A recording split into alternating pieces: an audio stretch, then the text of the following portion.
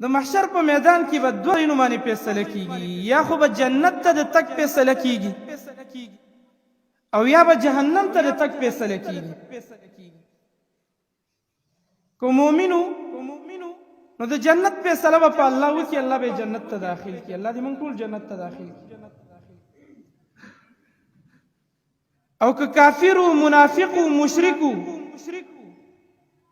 نو الله سبحانه و تعالی به د جهنم فیصله کوي او جهنم ته به ور داخلي. الله دې موږ وساتي. دا خبره دلته یاد کړئ چې مؤمنان به الله رب العالمین جنت ته خامخا داخلي.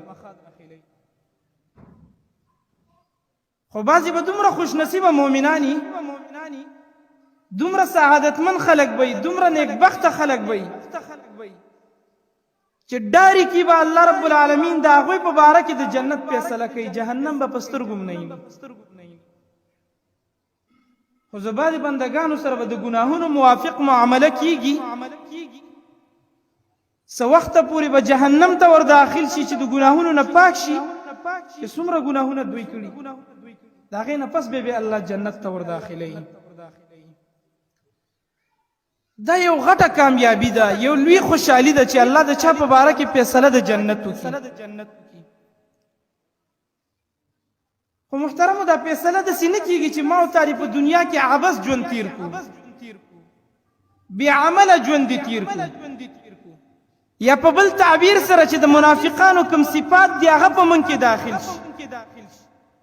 منافق وای صرف لا اله الا الله ویا الله غفور الرحیم دی چې نور اسم ونه کې الله به دې بخي.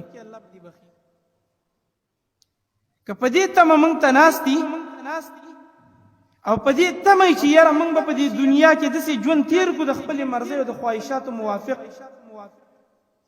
او بیا به راته الله جنت راکوي، نو دا تمه قطع کا او د دې په تمه باندې مه کښېنه.